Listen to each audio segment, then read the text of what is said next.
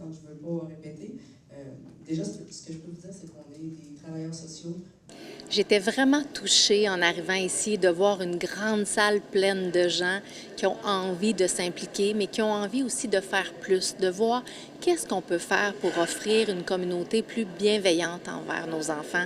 Est-ce qu'on ne peut pas travailler un peu plus ensemble? Tu sais, des fois, on a un peu de tendance à travailler en silo. Est-ce qu'on peut travailler ensemble et faire une vraie différence pour les enfants de notre communauté? Parce que vous le savez, je suis marraine de la Fondation des jeunes de la DPJ. Je suis moi-même une ancienne de la DPJ. Malheureusement, la maltraitance continue de causer bien des problèmes au Québec. On en a encore beaucoup. Juste cette année, on a eu 136 000 signalements. C'est du jamais vu. Moi, je dis que c'est un triste record. Ça équivaut à 370 enfants par jour. Et toutes les régions du Québec sont touchées. C'est la même chose ici. Donc, il faut voir qu'est-ce qu'on peut faire dans nos communautés pour aider les enfants, nos enfants, à grandir en santé, pour qu'ils deviennent des adultes épanouis, puis des enfants qui vont pouvoir contribuer aussi à la communauté, des enfants qui vont devenir de grands adultes. Est-ce qu'on ne peut pas leur tendre la main puis les aider à devenir des adultes accomplis et des adultes qui vont devenir bienveillants aussi à leur tour? Est-ce que vous espérez qu'un événement comme aujourd'hui fasse boule de neige à travers tout le Québec? En fait, je pense que c'est un de mes plus grands espoirs. C'est que les gens regardent la ville de Beaupré et se disent « Hey, nous aussi, on va faire la même chose partout au Québec. On va mobiliser les gens de notre communauté. On va unir nos forces. » Parce que je le dis, c'est dans nos villes, dans nos communautés qu'on va trouver des solutions. Oui, à Québec, il y a du travail qui est fait, on tente de trouver des solutions, mais pour avoir un vrai impact, c'est dans nos communautés que ça se passe. C'est nos élus municipaux, c'est les gens qui sont impliqués auprès de l'enfance, mais c'est les parents aussi, c'est les grands-parents, c'est les gens de la communauté. Moi, je le dis toujours, le plus beau cadeau qu'on peut offrir, c'est un cadeau qui ne coûte rien, puis c'est du temps. Puis quand on offre du temps à des enfants dans nos communautés, tout le monde est gagnant par rapport à ça. Donc, j'espère vraiment que cette mobilisation-là va faire des petits. Camille Bouchard le disait, les élus municipaux, les gens de la communauté, c'est ceux qui peuvent avoir le plus grand impact parce qu'ils connaissent leur monde.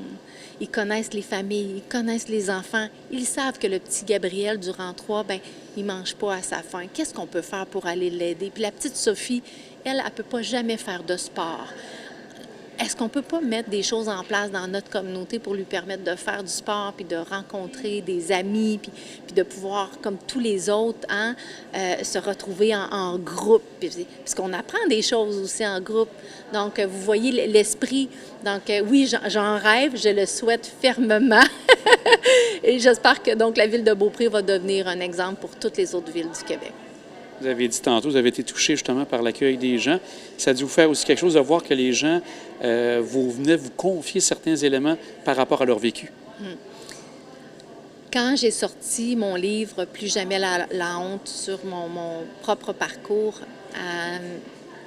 je savais que j'étais pas toute seule, évidemment. Mais ce qui m'a profondément troublée, c'est les centaines et les centaines de messages que j'ai reçus les semaines suivant la sortie de mon livre, des hommes, des femmes qui me disent qu'ils ont souffert toute leur vie de la maltraitance qu'ils ont subie dans l'enfance, des gens qui me disent qu'ils n'ont jamais osé en parler à personne et que pour la première fois, ils regardaient quelqu'un qui leur disait « c'est correct de parler ». C'est correct de se confier, de dire « voilà, c'est ça mon parcours, c'est ça que j'ai vécu ». Puis si j'ai encore mal aujourd'hui, si j'ai encore des séquelles, c'est à cause de ça. Alors, on n'a pas honte, on n'a pas à avoir honte de ça. C'est pas de notre faute. C'est ça le message. Puis c'est le message qu'on peut envoyer aussi aux enfants aujourd'hui. Si vous vivez des choses difficiles, vous n'avez aucune honte. C'est pas de votre faute, puis vous avez le droit d'en parler. Au contraire, c'est important d'en parler avec des adultes bienveillants pour qu'on arrive à trouver des solutions. Donc, le message, c'est ça, ne plus avoir honte, puis de parler. D'aller trouver les ressources, les gens qui peuvent réellement nous aider à nous en sortir. Bien, Madame Audet, c'est vraiment quelque chose d'intéressant de voir justement qu'on peut s'en sortir, comme vous dites. Un grand merci pour ce témoignage. Merci beaucoup à vous d'être ici, puis merci pour cette entrevue. Vous faites, je suis certaine, un excellent travail. Merci. Martin, tu es ici en tant que panéliste, entre autres, pour la première journée de l'enfance pour la MRC La Côte-de-Beaupré. Comment on t'a approché pour être panéliste par rapport à cette journée-là, la partie plus adolescente? Bien, c'est le maire, M. Renaud, qui m'a approché il y a déjà une couple de mois en me disant que ce serait intéressant d'avoir un point de vue un peu alternatif là, des services qu'on peut avoir auprès des ados, puis notre discours un peu différent que les travailleurs de rue on a sur tout le concept de maltraitance puis négligence. Et d'avoir une journée comme ça, une journée de l'enfance, c'est sûrement un plus pour toi qui travaille directement avec les jeunes? Bien, ce qui est intéressant, c'est que moi, dans la démarche, c'est que j'ai interpellé des jeunes pour m'aider à formuler un peu mon discours puis ma réflexion. Fait que beaucoup des commentaires que j'ai amenés dans le panel venaient, qui étaient des consensus faits là, avec plusieurs jeunes. J'ai environ une dizaine de jeunes là, qui m'ont écrit, m'ont donné des commentaires. La conférence de Mme Audet, tes commentaires là-dessus, parce que je pense que c'était une conférence qui a bien lancé la journée puis mis en évidence toute la maltraitance et tout ce qu'on peut faire pour aider nos jeunes. On a accueilli un récit de vie, puis c'est un récit de vie qu'elle maîtrise bien, qu'elle sait comment nous amener à comprendre. Fait que c'est toujours très touchant. J'ai été très touché par ce qu'elle nous a raconté. Puis c'est vécu plus qu'on pense dans nos communautés. Là. Toi qui vis ça justement régulièrement avec d'autres personnes, est-ce que tu sens que des actions comme ça, les actions qui sont en train de se préparer, vont aider à ton travail pour la suite? Oui, parce que la société, là, quand on se réunit comme ça, c'est comme si on se donnait, on faisait une photo d'aujourd'hui, de la compréhension du phénomène, mettons. Donc, pour ça, moi, je trouve que c'est hyper positif. Là.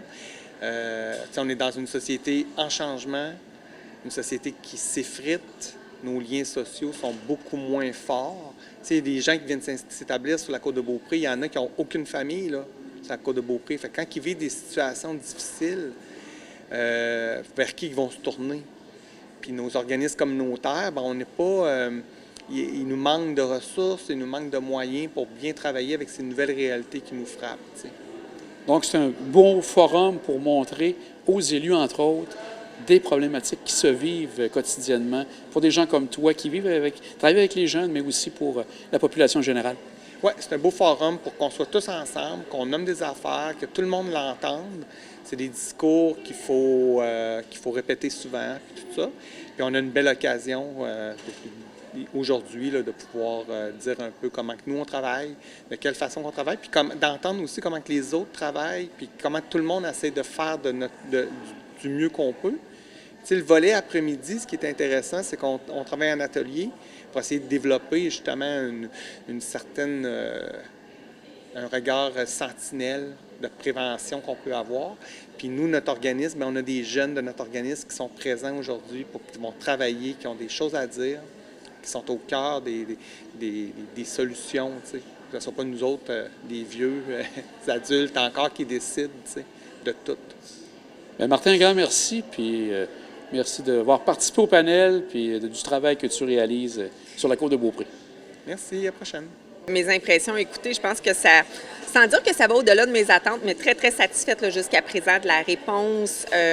Justement, on a eu droit à une super conférence, d'excellents panélistes également. Donc, très satisfaite jusqu'à maintenant là, de cette première journée. Et Pierre, de votre côté, aussi satisfait? Je partage exactement la même opinion que Mélanie.